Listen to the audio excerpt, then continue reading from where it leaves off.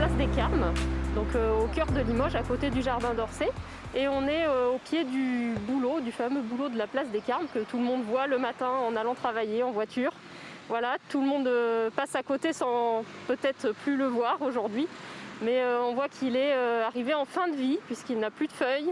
Il a fait son temps, parce qu'il a été planté dans les années 60.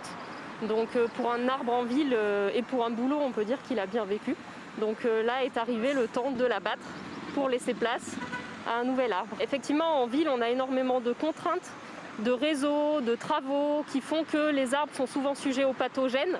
Là, en l'occurrence, ce n'est pas le cas. On observe des pathogènes post-mortem, mais l'arbre est vraiment mort de sa belle mort. Donc on arrive à la fin d'un cycle.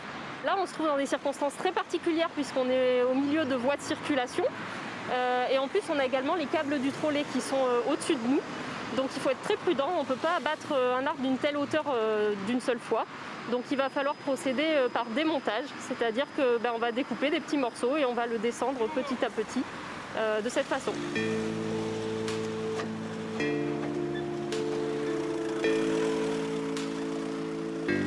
Quelle que soit l'intervention de toute façon en matière d'abattage,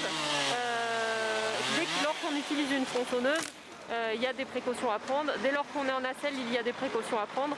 Là, effectivement, forcément, le casque de chantier, les manchettes anti-coupure pour l'utilisation de la tronçonneuse et 2 personnes dans la nacelle, donc une qui manipule le panier et l'autre qui fait les découpes. Le bois est utilisé pour faire d'autres choses. Donc les petites branches peuvent être broyées en paillis. Le bouleau peut être très intéressant puisque son écorce est très esthétique. Donc on peut effectivement faire des coupes pour des décors lors d'expositions ou d'autres manifestations.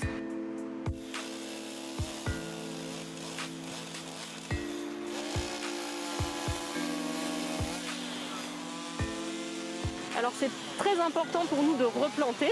Donc là, en l'occurrence, un arbre a été replanté avant d'abattre le bouleau. Il s'agit d'un frêne, puisqu'on est en milieu urbain et c'est très important de laisser la place aux espaces verts quand ils existent déjà et de faire tout ce qu'il faut pour les maintenir. D'autant plus que je pense que les gens y sont attachés. Et là, on est dans un espace stratégique parce qu'on marque vraiment le carrefour de diverses voies de circulation. C'est vraiment un point d'appel et on est à l'entrée du jardin d'Orsay qui est aussi, lui, également en cours de réaménagement. Donc là, on est vraiment à un point stratégique, il est important de le mettre en valeur. Le frêne se satisfait d'une ambiance urbaine. Après, effectivement, comme tous les autres arbres, il va souffrir des réseaux, de l'espace très contraint. Mais c'est un arbre qui va pouvoir s'adapter et s'adapter à cet espace urbain. Le bouleau est une espèce allergisante, donc c'est pour ça qu'on les élimine petit à petit. Le frêne, en l'occurrence, est un arbre qui va monter assez haut, qui va pouvoir passer au-dessus en fait, des câbles qui tiennent les câbles du trolley. Également, il a un feuillage très intéressant et c'est une espèce qui n'est pas forcément très courante, qu'on n'utilise pas de façon très courante. Donc voilà, c'était aussi pour l'aspect esthétique.